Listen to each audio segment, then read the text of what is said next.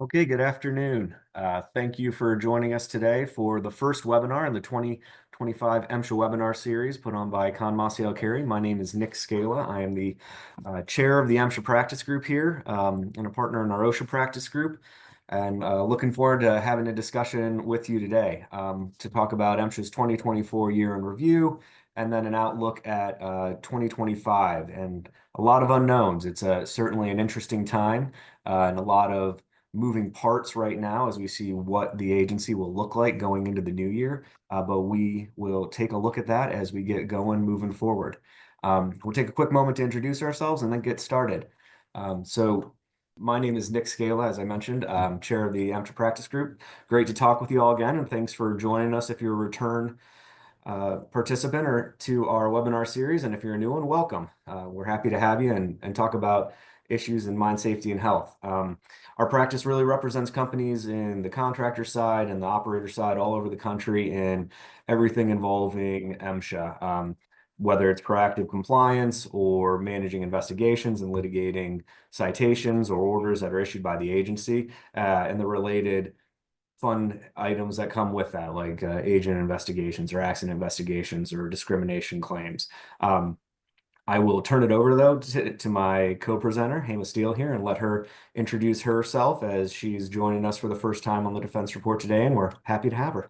Thanks, Nick. Hi, everyone. Nice to meet you this afternoon. Like Nick said, my name is Hema Steele. I actually just joined Con Carey, coming up on almost 1 year now. In my previous life, I actually worked for the Department of Labor in their Office of the Solicitor, which is essentially the internal law firm for the Department of Labor. So I spent over 10 years representing MSHA, OSHA, Wage and Hour Division, and various other sub-agencies within the department. In this past year, I've been really excited and happy to use my DOL experience to represent mine operators and private employers, and looking forward to hopefully meeting more of you in person and working with you in the future. Nick, I'll pass Great. it back to you. Excellent. Thank you. So let's talk about what we're going to review today. So we'll kick things off with a look back at MSHA and really a high level look. MSHA is not always great about getting their data out to the public very fast when it comes to enforcement. Usually there's a pretty solid delay, close to a year, and we're still looking at the mine data retrieval system in terms of the aggregated data for the industry. 2023 as the most recent. So we'll look at some of the trends we saw in terms of enforcement, and then also look at fatalities and alerts that we saw the agency put out over the last year and how those really kind of impact and look at the enforcement scheme. We'll then take some time to go through the current state of MSHA and a 2025 outlook. Obviously, this is going to be our best guess at what may be coming down the pike in 2025. But we do not know who is going to be in leadership yet at the DOL or MSHA. We have a good sense of who is going to be nominated for the Secretary of Labor role, but with MSHA, not quite yet. And that's going to be paramount to determining what the agency looks like for the remainder of the Trump administration, or at least that individual's time in power. And then we'll talk through the state of MSHA's respirable silica rule and what, if anything, could be or is changing on that, as well as some of the big legal decisions that came out in 2024 from the Supreme Court, especially involving the administrative state and how that might impact our world in the safety and health side on mining and on the OSHA side as well, pushing forward. So with that, we'll go ahead and get started. I think everyone probably has heard about or seen some of these items in their experiences with the agency over the last year, or at least in the experience you've had talking with other operators or contractors. We saw an increase in enforcement over the last few years, which is fairly typical. When we're dealing with a Democratic administration, we typically, have that ebb and flow from compliance assistance to enforcement focus. That was very much the case, especially in the last couple years of the Biden administration, with Assistant Secretary Christopher Williamson at the helm. That pressure was felt in a couple of different ways. I mean, obviously, there's the normal regular inspections. MSHA is required to complete those. They're 2 for above ground, 4 for underground each year. But the other side of that is what's happening on the special enforcement side, or the enhanced enforcement actions. We really saw the administration try and pull hard into the pattern of violation world. So for the first time in 8 years back in, I believe it was 2021, they put a mine on pattern of violations. And hopefully not many of you are too familiar with what that is, but essentially it is um, somewhat like the equivalent of OSHA's SBEC program for the mining industry. Once you're on pattern violations, you are really under the agency's thumb. They can issue 104E orders quite frequently, which are shutdown orders when they're related to S&S citations at a mine with pattern violation status. You have to work with the agency to get out of that. And the kind of short um, answer is you need to have a full inspection without an S&S violation. It's incredibly hard to do. It can be a difficult area to get your thumb out from under the thumb of the agency. But we saw a couple mines get put on that. Most recently run the analysis in December of 2024, and no new mines were noticed that they were on pattern violations. We still have 2 mines that remain on pattern violations, going now with a good bit of litigation and challenging the designations of those citations going on currently for each of them. So a tool that I would expect will not be utilized as much as we get into the second Trump administration and their agency gets kind of built out. But for now, it is one that we have seen used, and the agency running the analysis at least twice a year to see if new mines are qualifying, which they're required to do it at least once a year. We also saw a return of inspections over the last few years. These started back in 2010. And went up to about the next decade, or I'm sorry, until the Trump administration came in, and then fell off, but were picked back up during the Biden administration. And impact inspections are when MSHA targets specific mines. It's usually about 10 to 20 each month for an inspection where it's a bit of a blitz, right? We get multiple inspectors coming in at the same time doing an kind of shotgun approach inspection. It can be very hectic because operators are usually scrambling to get enough people to accompany the inspectors and go make sure they're not wandering unaccompanied around the location. And those result in any type of enforcement action. But usually we see mines getting triggered on that because their S&S rates are high, or maybe they're having accidents or other criteria that MSHA can qualify as part of it. So we did see those continue to be a monthly item. MSHA usually posts the previous month's impact inspections on the website, which they have continued to do this past year. We'll see how long they continue into the Trump administration. They were dropped off the enforcement scheme the last time around, but it took about a year. It took getting some career or some sorry not career but some political appointees in place, and then we saw the impact inspections fall off. So we may see that again. Also, we saw this administration using special assessments a bit more, which is a way where they can add penalties to citations where they believe the negligence is maybe greater and the penalty should be larger than what the regular assessment calculation comes out to be. We typically don't see this a whole lot outside of 104D citations or orders or events and enforcement actions associated with serious accidents or fatalities. But it is something that we saw getting used more in the last few years. And then a continued emphasis on dust and powered haulage, not just silica, but dust in general. We're unfortunately in industry that is largely driven in terms of our enforcement by the fatalities per year. And I think, it's always important to remember, overall, the goal is zero. I think everybody agrees with that. Zero fatalities for the year. It's also important to recognize, though, that mining has a very, very low incident rate for the number of persons and hours that are worked. But nonetheless, what our fatality numbers come in for the prior year, or as they're trending in the current year, sometimes has a significant effect on how the agency is approaching enforcement. So I did a look back just to 2021, wherein we had 38 fatalities that year in the industry, and then we dipped down to 30 in 2022. And 2023 got a lot of press for being a particularly bad year. It was up around 40, and then this past year was 28. Now I'll say that that number could change based off ongoing investigations and chargeability, but 28 is the number that we're sitting at right now for 2024. One, it's great that we saw a decrease of, about 20, a little over 25%. So that's excellent. I'd applaud the industry for that. I think though, like we were talking about just a moment ago, enforcement and fatalities are tied together. And the quote on the side there is one that was quoted from Assistant Secretary Williamson just in the last month, showing that those 2023 numbers led to some of the increased enforcement items that we saw, like continued and heavy use of impact inspections or pattern violations. We're going to have to see what, happens in the years coming. Hopefully the safety of the industry continues to improve, numbers continue to trend down, but always something to consider that we're very event driven. The Mine Act was itself created after a significant mining disaster event. The Miner Act of 2006 came after the Sago mine disaster. So,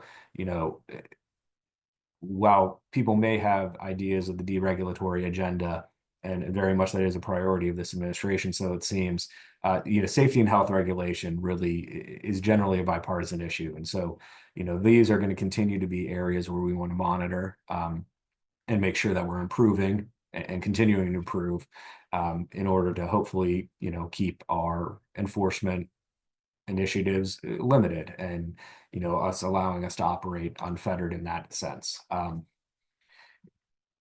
think the classification is also a good thing to look at, and we continually monitor, because as Hemo will tell you here in a few moments, it often correlates to what MSHA considers their initiatives or their safety alerts or other items that have been issued pretty recently. But, we can see back in 2023, machinery and powered haulage were far and away the largest causes of fatal incidents, as MSHA classified them based off their investigations. We saw those numbers shift a bit during 2024, but still powered haulage was the most significant, at least classification that MSHA found them under. And we continue to hear about powered haulage, both surface mobile equipment or just mobile equipment in general, underground as well, as a cause of that, as well as conveyor safety.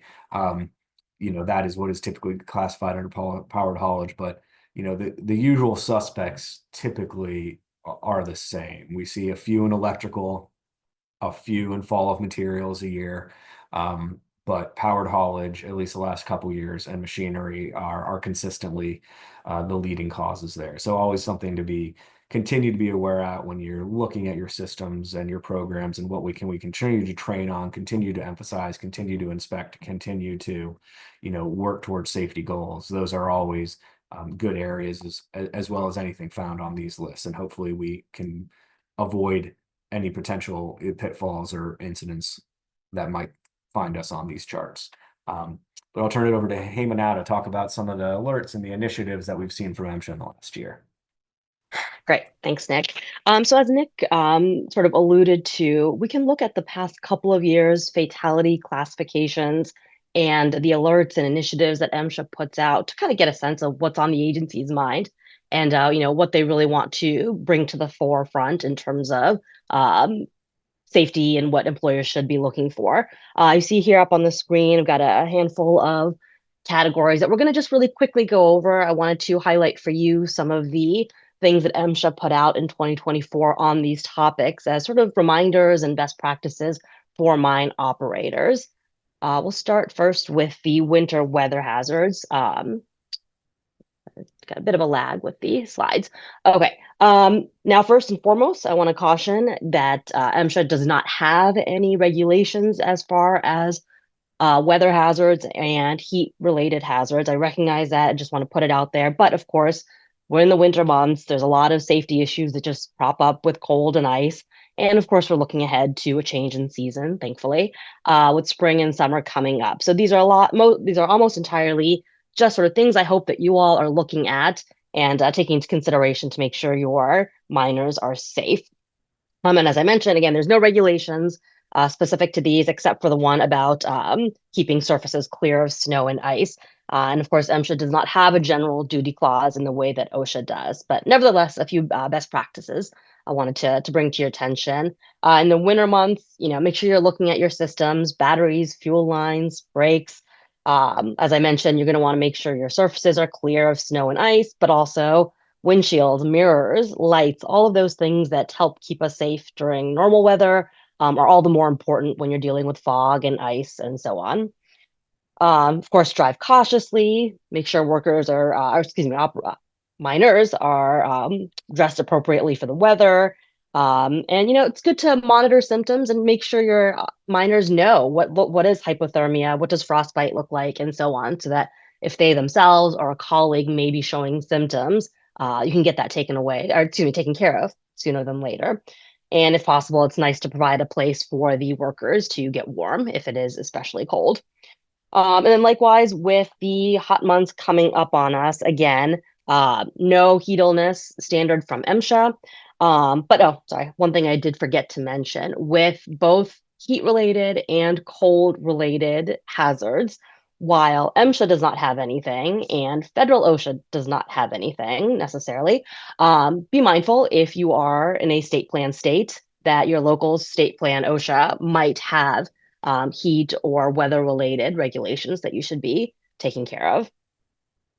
In the summer months or in hotter weather, want to be mindful of hot work sites. That's going to be any location that has a combination air temperature, excuse me, any combination of air temperature, humidity, radiation, and wind speed, where you have your wet bulb globe temperature reading 79 degrees or higher.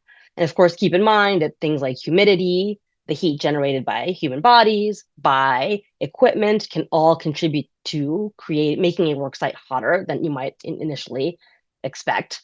And in terms of keeping workers safe, think about engineering controls like ventilation, canopies, automating where you can, and of course, administrative controls related to breaks and shorter work periods, doing some rotation, providing cool rest areas, providing cool water, and then there's the other safety measures, things like acclimatization, again, training employees what to look for if someone might be experiencing or demonstrating symptoms of some sort of a heat illness, because a lot of times it is very easy to shrug it off, and then sometimes it's a little too late. So the earlier you can catch those things, the better. And again, even though there are no regulations about it, it's good to encourage your workers to report issues related to heat so that you yourselves can track and figure out any um, aspects of the work that can be improved for the miners. So with that, we will move on to fire and electricity. I wanted to just really briefly touch on a few things that MSHA brought to people's attention. In 2024, in the early part of the year, even within 6 months, MSHA had identified 11 minor injuries that had been caused by electric arc flash. So a few best practices to be thinking about. Of course, make sure you're establishing safe procedures for the work that's going to be done. Make sure equipment's properly de-energized and that the electrical tools that are being used are appropriately rated for the work. Similarly, in April of 2024, kind of an interesting incident, I thought, MSHA learned about an explosion where a continuous personal dust monitor had been left on top of a continuous mining machine. A rock fell from 6 feet, struck the CPDM, and it actually caught fire and exploded. So, MSHA wanted to make sure that operators are being mindful about batteries needing to be protected from excessive heat, impacts, various stresses, and make sure that you're examining the batteries before they're used and following manufacturer's instructions. And of course, very important, making sure you're keeping fire extinguishing equipment readily available. Similar issue with tire explosions. In last summer, MSHA found out that a firefighter died and a second one was injured when a front end loader tire exploded during a firefighting operation. A few lessons to keep in mind from that unfortunate incident. Make sure that in the event of a fire, you're lowering attachments, setting parking brakes, and turning off the equipment. Of course, using any fire suppression systems that are available. making sure that workers are retreating to safety, warning others in the area, and of course, just wait for emergency responders. Another important tip that MSHA provides is that it's important to wait 24 hours until after the fire has been extinguished to let equipment and tires cool down, and being especially mindful that the tires often continue to have elevated pressures even after the fire has been put out. So you want to make sure you're proceeding with caution. Lastly, in the area of fires and electricity, MSHA noted that in the past 4 years, it has learned of 4 different incidents of polyurethane foam fires. Um, MSHA is finding that some of the issues involved are operators and miners are not aware that the foam products produce heat during exothermic chemical reactions when they are sprayed out. So using too much of this foam can be a fire hazard. You want to make sure that you're using the right product for the type of application you're trying to achieve, and make sure you have a plan in place for how much you're going to apply, what you're going to apply, and where you're going to apply. And of course, you'll probably hear me say this many times with each of these topics. Training is so important. You got to know what's happening, what are you doing, why are you doing it, and what are the safety issues involved. So moving on to issues related to customers and visitors. MSHA reported that there had been 6 fatal accidents in the past 3 years involving customer truck drivers. It's really important to note that MSHA doesn't give customer truck drivers contractor IDs. This means that if there are violations identified, that MSHA is going to put those violations on the mine operator. So you want to be really, really careful about who's coming onto your properties and what you're telling them and how you're informing them of potential hazards. Remember that these drivers, they don't know your property the way that you do. So make sure that you're providing site-specific hazard awareness training, and make sure you're documenting that they've been trained. Use plenty of clear signage, warn of changes in conditions that they might not be aware of, changes in traffic patterns and the like, and make sure you're enforcing your site safety rules about how and when things are supposed to be done. Because really, what it all boils down to is that you want to make sure you're creating an environment and creating conditions where there's absolutely no question about what your rules and requirements are when customers show up on your facility or on your property. Let's talk now a little briefly about mobile equipment. Now, I know this mostly is going to deal with underground coal operations, but I think it's important to note that MSHA found that in the past 4 years, 6 miners died and 61 suffered lost time injuries from struck by hazards associated with mobile equipment in underground production areas. So, just some practice pointers, making sure that you're evaluating whether proximity detection or collision warning systems are appropriate or required, perhaps, for your operations.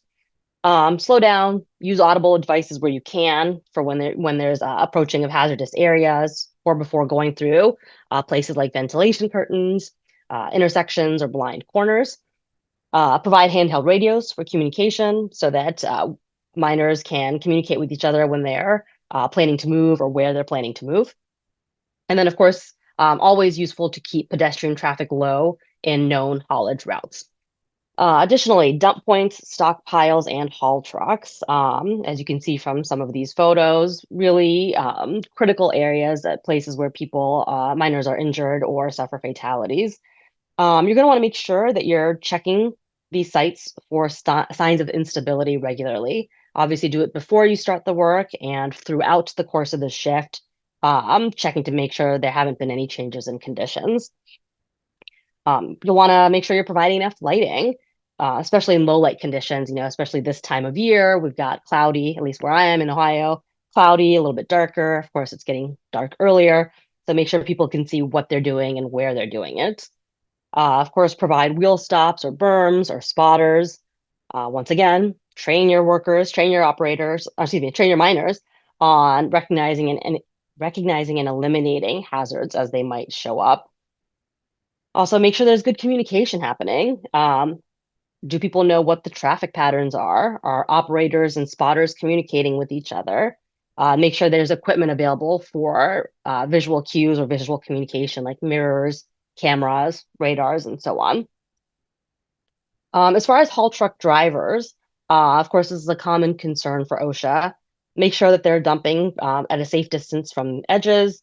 Don't be removing materials from the toe of the stockpiles. Make sure they're wearing seatbelts. And once again, train them on the hazards associated with working at dump points and stockpiles. So with that, I will kick it back to you, Nick. Thanks. And I think those are all good points and areas that, are safety important, but also enforcement important. And, especially just talking about that last one, dump points, always an area that MSHA spends a lot of time on stockpiling, making sure people are doing inspections. So, for your people who are doing workplace exams around stockpiles, make sure they know what to look for in terms of those items that Hema was mentioning, such as, sloughing off or mining methods, such as, trying to load out of the tow when another truck is dumping up top. Those are pretty low hanging fruit for the agency, one, from an enforcement perspective, but also can often lead to serious accidents and are found to be the root cause of many an overturn incident. So good points and good alerts to keep everyone aware of as we're kicking off and getting into the new year. I know we're going to start getting back into operation season in at least more of the country now, as we're hopefully turning the corner into an early spring. But let's now talk about, what are we going to see from MSHA immediately, and what could we possibly seeing over the next 4 years of the second Trump administration.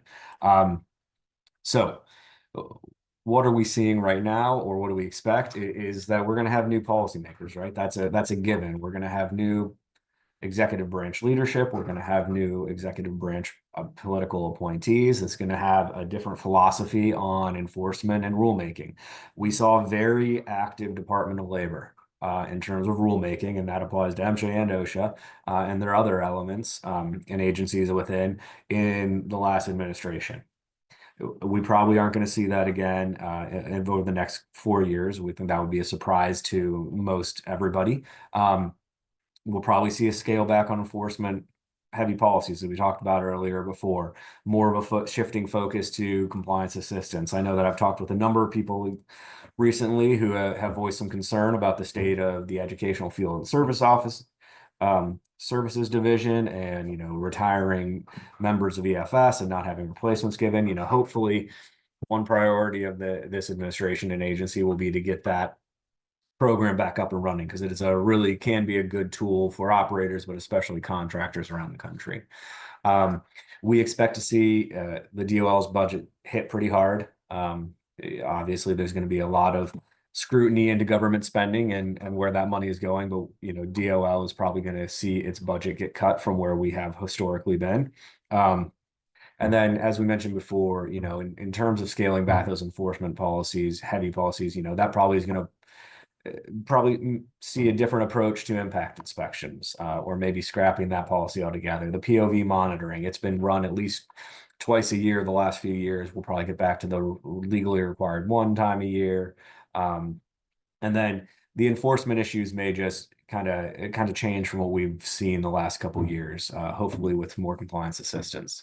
In terms of what that leadership might be, as I said, we don't, at least of this morning, know who a nominee is for the role of Assistant Secretary of MSHA or OSHA, but we do know the presumptive nominee, although not formally, I think, nominated at this point, for the Labor Secretary, and that is former Representative Lori Chavez-DeRemer.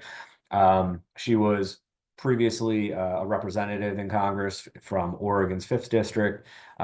She was known as one of the most pro-union or the most pro-union Republicans in Congress. She's co-sponsored a couple very labor-friendly acts and supported another. So she will have a significant role to play in the priorities of the agencies if she is confirmed as the Secretary of Labor. We'll have to see what's going on there. Her confirmation hearing or even their committee hearings have not been scheduled yet that I'm aware of. There's obviously been a lot of focus on some high profile ones that have been taking place recently. Labor seems a bit lower on the list than obviously Defense Secretary and some of the other ones that we've seen. So how she impacts, assuming that she becomes a Secretary of Labor, will be seen in who is nominated for the other key positions, and then what that policy is going to look like. And it'll obviously be shaped by the Trump administration, but just in nominating or pushing her forward as a presumptive nominee, we'll see that she will have a significant hand in any of the priorities. Kind of a comparison, what do we see the last few years? So leadership at DOL under the first Trump administration, MSHA did get a fully confirmed Assistant Secretary of Labor for MSHA. That came in November of 17. So, we're a ways out from that right now if we're looking at this being 2017 in terms of the years. So in 2017, we got it this coming November. So about 11 months out, that person who was actually confirmed to run the agency as a presidential appointee. We got an acting assistant secretary in August of 2017. So someone who was put in that place by the administration to kind of go forward. But prior to that, you had different persons from the agency on the career side who were put into the acting deputy assistant secretary, essentially the head of the agency at the time, and we'll touch on that in a minute. Of some significant interest is the last time the Trump administration was office, it was the first time in OSHA's history that they did not have a permanent Senate-approved assistant secretary for an entire presidential term. So that's a pretty significant development. Obviously, it's an outlier. We don't think that will be the case with MSHA or OSHA this time around. But just something to know that has happened before. So we'll see what it looks like. In the Biden administration, they moved quickly to install presidential appointees and political leadership just at both agencies. They nominated and had confirmed Assistant Secretary Chris Williamson, and he held that role for the majority of the Biden administration. But you can see there he was confirmed in March of 22.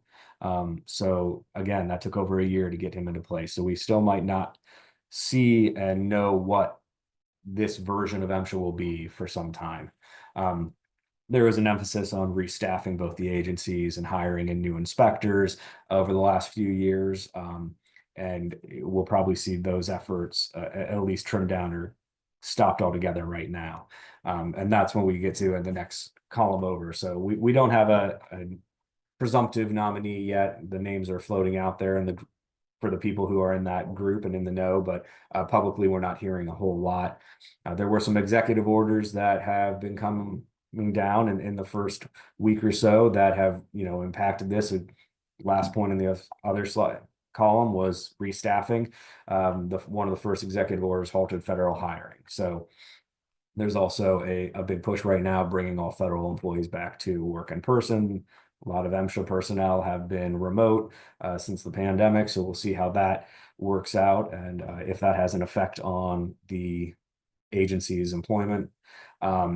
And then there was also reclassification of a lot of the political hires across the federal government, which arguably makes them easier to remove from their position. So a lot of upheaval right now, just in the federal government in general, in terms of personnel and personnel management. We'll see how that affects the agency moving forward. There's also the DOGE initiative, or the Department of Government Efficiency, that is looking at how it can take massive cuts out of the federal budget. This could have a big effect on what we're anticipating with the cut to the Department of Labor's budget that I mentioned earlier, as well as the employment status. So not to get too far into the weeds on this, but we expect this to be one of the motivations or drivers of seeing kind of the budget and the personnel shifts that may be coming into the agencies. And hopefully safety is not trimmed unnecessarily. I think I'll say that MSHA has a role to play. Most operators that I deal with and contractors are good operators, good contractors, run solid safety programs, but the agency does have a role and was created, many years ago with the purpose of trying to assist that and push it forward. And I think that when done right, and that mission is worthwhile.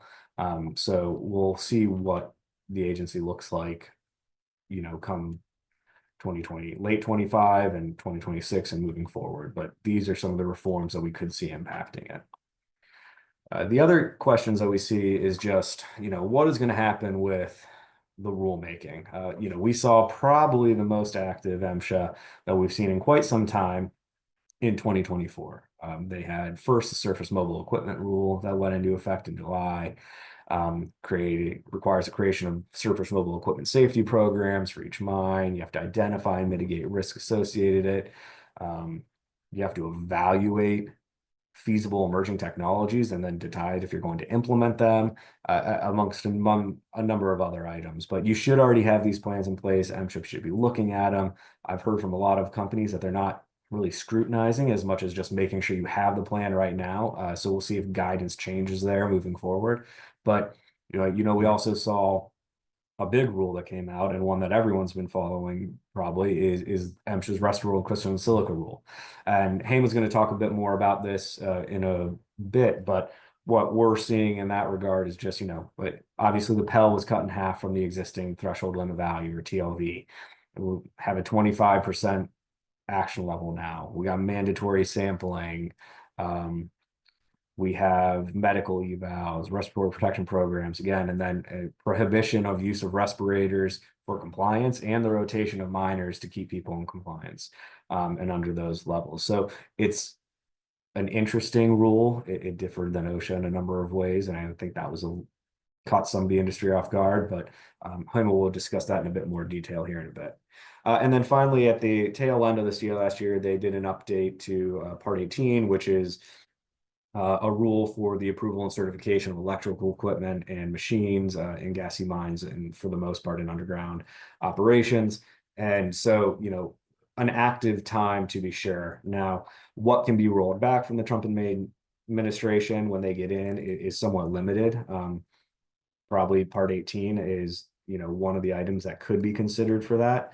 Although I know, at least a different iteration of it had been pushed forward by industry, previously. So there may be changes they want to see to this version of the rule, but it is something that is a bit needed in terms of updating MSHA's requirements. The other two items, there's a bit more limit on what can be pulled back unilaterally by the agency. And a lot of that goes back to litigation on what it's called the no less protection clause, which came down the last time the Trump administration was in office, when MSHA was rolling out the new metal non-metal workplace safety rule, safety examination rule. And in that case, the administration held the rule for quite some time, and then made some changes after it had become final. And they were eventually sued or challenged by the unions, because the rule that the Trump administration put out was argued, and the DC Circuit Court agreed,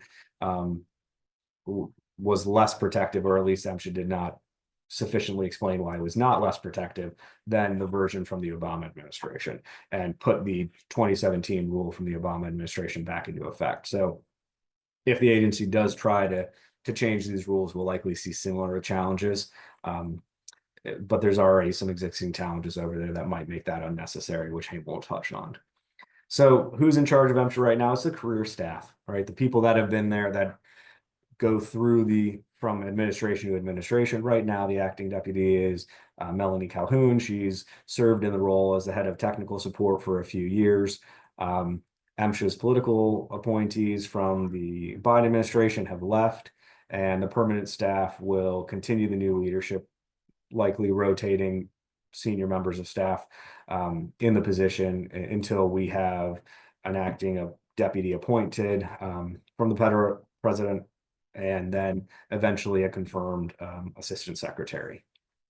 But as we said, that could take months, as we saw, or years. We still don't know who's going to fill that role, right? As I was mentioned, I think there's a process right now of gathering names of people being submitted and evaluated. But until we get the Secretary of Labor in place, we're probably not going to see a whole lot of traction and release on public names in that sense. We would expect in a Republican administration that it's going to be someone that has industry ties. Assistant Secretary Zetezolo was a former coal miner and then coal executive, and he held the role during the first Trump administration. So, typically we expect it to be someone who has ties to the operational side of the industry and on the employer side. So we'll see if that continues to be what we see there. So just kind of in sum, what do we think we're going to see?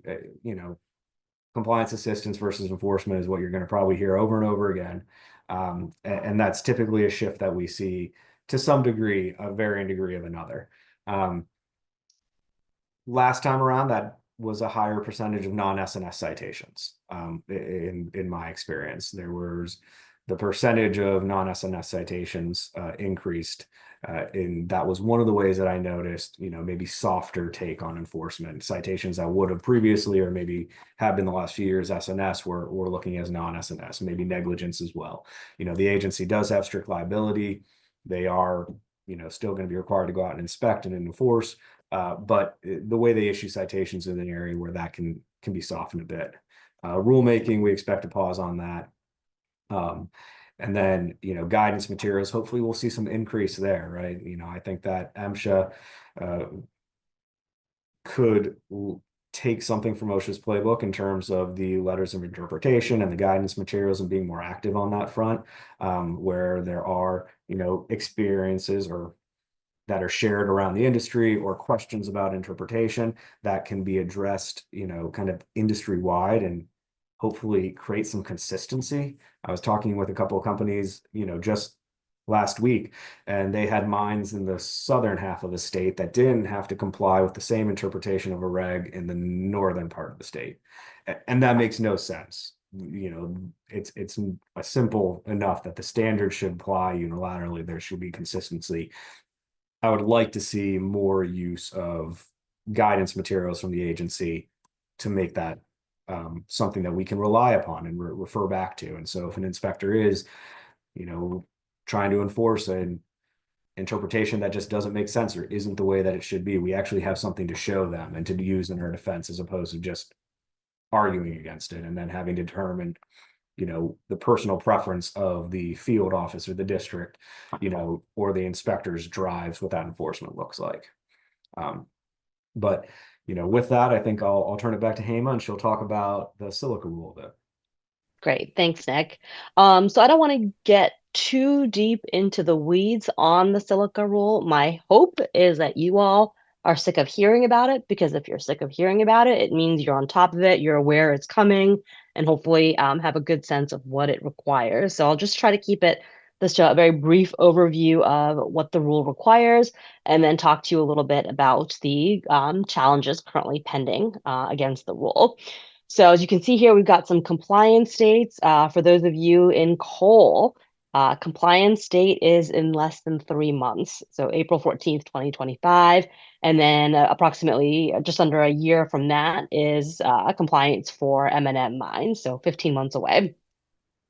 So some, quick reminders of what the rule requires. As Nick already mentioned, the PEL is now at 50 micrograms per cubic meter with an action level of 25. Mandatory sampling, that's a big change. Doing regular written evaluations, even when there haven't been any changes in your processes or your equipment. Adopting respiratory protection programs, but like Nick said, you're prohibited from having that be a first line of defense. And then the requirement for medical surveillance of M&M mines. Keep in mind that by the compliance date, mine operators have to begin sampling exposure levels for each miner who may or may reasonably be expected to be exposed to respirable crystalline silica. A particularly concerning requirement of this new rule, you can see it in bold on the slide, is that if your testing shows overexposures, you have to report those overexposures to MSHA, and that can be the basis of a citation. So essentially, I think Nick used the word with me earlier, you're having to tattle on yourself, which is a big change and a big surprise. So be very mindful of that. But more interestingly, from my perspective, is the legal challenges currently pending to the silica rule. You can see here there's a list of parties that have challenged this silica rule. It's currently pending in the Eighth Circuit. The Disruptive Minerals Institute, we've got NSSGA, NMA, and a few others. I'll talk very briefly about sort of the reasons for the challenge, but also be aware that for those of you who are not familiar with the term, there's a legal term called amicus curiae, which is essentially a Latin phrase for friends of the court. That means organizations or individuals who are not actually parties to the lawsuit may be permitted to submit briefs, sort of providing a little more context and flavor to help the court understand some of the issues. So there is an amicus brief that's been filed by the EMA, for example, in this case. We're talking a little bit about the actual basis for the challenge. So there's a few different issues at play here. What it really comes down to is that the parties to the lawsuit have a few issues with the rule. One major concern behalf the Disruptive Minerals Institute is MSHA's decision to include sorptive mineral mining in the purview of the MSHA rule, whereas OSHA did not require it and specifically exempted sorptive minerals from OSHA's crystalline silica rule, which was promulgated in 2016. Another issue that the parties are pursuing is saying that the rule is unconstitutional. I don't want to get too deep into it, but the significant risk limitation. So, for those of you who are not familiar with OSHA's rulemaking, a few decades ago, the Supreme Court issued a rule saying that OSHA cannot just regulate anything and everything. They have to be able to show that there's a significant risk that the thing that they are regulating will cause material impairment in the context of toxic substances. And MSHA is arguing that it is not subject to this significant risk limitation, saying that they have been given authority from Congress to ensure sort of full safety of miners, and therefore they can regulate anything and everything without being subject to this significant risk limitation. The parties are also arguing that there are arbitrary and capricious aspects of specific requirements of the rule, things like prohibiting job rotations, the prohibition against respirators, the medical surveillance requirements, and the sampling requirements. And then wrapped up in all that is a challenge to the feasibility of instituting all the things that the rule requires. So combined, all the parties who are challenging this silica rule, they're asking for vacatur, which means they're asking the court to say that the rule in its entirety is, unconstitutional, arbitrary, capricious, whatever terminology the court applies. But that would essentially mean that the rule disappears. Now, that might not necessarily happen, even if the court does agree with some of these challenges. They might return it back to MSHA and say, hey, there might be problems with XYZ aspects of the rule, fix it. But the challengers are asking that the rule be undone in its entirety. As far as timing of the litigation, the challenging parties submitted their briefs to the court, let's see here, just before Thanksgiving. MSHA filed its response brief, I believe, last week or 2 weeks ago. The challengers will have a chance to file a reply brief. And then, it's a big guess at that point as to what happens. We would anticipate that in a few months, this will be set for oral argument before the Eighth Circuit, which is seated in St. Louis, and then a decision a few months thereafter. So at the absolute earliest, perhaps the latter half of this year, we might see a decision. But given that timing, it's incredibly important to recognize that as of right now, this rule is full steam ahead. It's going forward. So nobody should be, sitting on your hands thinking, oh, maybe this rule will go away. Because if the court says any or all aspect of this rule is good to go, then, when the compliance date hits, the compliance date hits. So, we would urge you to be aware of that, be prepared, proceed with the expectation or assumption that the rule is going to go into effect as written. The only sort of caveat to that or asterisk is if a stay were granted. That's not currently on the table, but again, we would urge you just assume the rule is going forward as written, and then stay tuned to hear about what happens. We will certainly let you all know. Keep an eye out on the MSHA Defense blog or the MSHA Defense report because most certainly we will write about that or post about that once there's any kind of determination from the court that would provide you all guidance on what, if anything, is going to change about the rule. With that, Nick, I will kick it back to you. Great, thanks for that. So I know we're getting close to the end here, and we'll do our best to get you out on time, and we won't nerd out on this legal stuff too much for you all. But there has been a pretty seismic shakeup in some of the Supreme Court decisions that were issued in 2024 that have some very real potential effects on just agency rulemaking and agency enforcement in general. So we just wanted to take a couple minutes to highlight a few of those and how they might come back to impact all of us in the mining world and dealing with agency. And so one of the first ones was the SEC versus Jarski. And this was actually a case where the individual was challenging fines assessed by the SEC, and really the fact that he was going through the process of having to go challenge it in the administrative proceedings and with ALJs through the SEC's litigation process, kind of like we have with FEMTRIC and the Federal Mine Safety and Health Review Commission. And really it was saying that it was arguing that he was not provided the opportunity for a jury trial. And so, the Supreme Court came back and said that, in suits where there's issues at common law, that you should have the right to a jury trial, meaning that they weren't able to litigate this in the SEC's administrative law options anymore. It's pretty interesting. That's a little bit different. There's a case that dealt with the OSHRC, or the Occupational Safety and Health Review Commission, the OSHA equivalent of FEMTRIC, called Atlas Roofing, in which the Supreme Court distinguished that safety and health violations were not necessarily a matter of common law, and therefore were unique. But this time around, the court didn't go as far to overrule or support Atlas. So it was a bit muted on how this could affect OSHRC and FEMTRIC moving forward. It could be seen as a way to get out of those and move to jury trials, which have some benefits and also some significant changes, and maybe a little bit of downside from the avenues that we currently use with the agency. We're seeing some of those challenges immediately, especially on the OSHA Review Commission with a Kendrick Steele case, where they're claiming that the commission is unconstitutional because the commission leadership can't be removed at will by the president. They can only be removed for inefficiency or neglect of duty or malfeasance in office.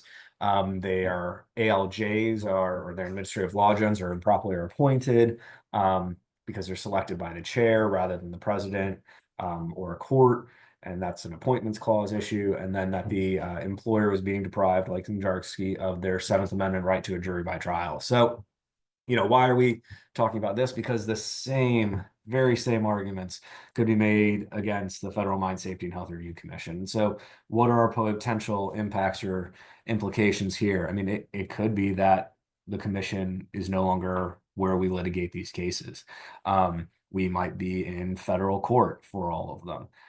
Do we convert administrative law judges to federal judges? Who has the right to the jury trial if we're going through it? There's a lot of questions here about how the administrative state and the bureaucracy itself that exists now and that we've been used to, since MSHA was created with the Mine Act of 1977, that it could be changing. So we're watching these developments and seeing how that is going to change our world and how we can test citations, or if it will not. But just to let you guys know, these questions out there, and so there's a lot of different legal theories and legal questions floating around right now. The big one that you've probably heard of, it got a lot of attention when it came out, was the Loper Bright Enterprises versus Raimondo case, and that's because it overruled and overturned the Chevron doctrine, which you've probably heard of that in terms of what it means for agency rulemaking. And essentially just meant during rulemaking efforts, courts were supposed to defer to the agency's interpretation of an ambiguous standard so long as it was reasonable. So if the Mine Act was not specifically giving MSHA the authority to do a specific regulation or regulate a specific substance if the agency thought that this was a reasonable interpretation to expand to a different area. The courts were supposed to be on MSHA's side and rule in their favor. That's not the holding right now. The Supreme Court's overruled Chevron. Courts are required now to interpret the statutes without deferring to the agency. So you have a significant shift there. I mean, if anyone's been involved in agency litigation, especially on the rulemaking front, and Chevron's been brought up, it's constantly, what we see our agency arguments focus around is they should be given deference because they have a reasonable position. This says that the courts can't, consider that they are not required, they're required not to give them deference moving forward. So a significant shift in the rulemaking. There's also other cases like our or Kaiser deference that goes to interpretation of standards. There's questions if that could be, on the chopping block, similar to Chevron here in the very near future.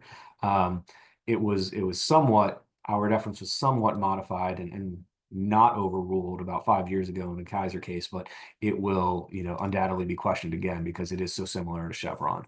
So, this might help to level playing fields when they're taking out deference and those just looking immediately at it, the silica litigation, obviously the agency's arguing that they have deference to regulate this substance and regulate it in this specific way based on the Mine Act. And, this goes to the questions of risk and significant risk that Hannah was just talking about.